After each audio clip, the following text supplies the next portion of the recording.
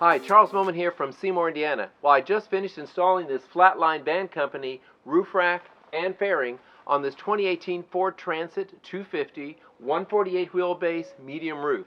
This is going to be very short, and if you look below in the description, you'll see a link to the much longer detailed version of this install. Thanks for watching.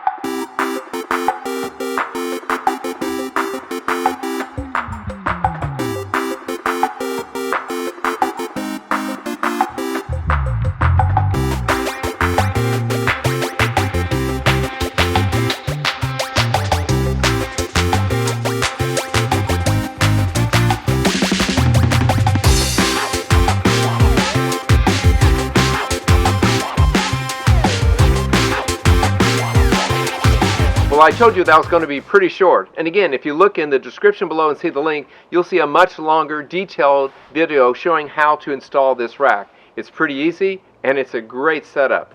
Thanks for watching.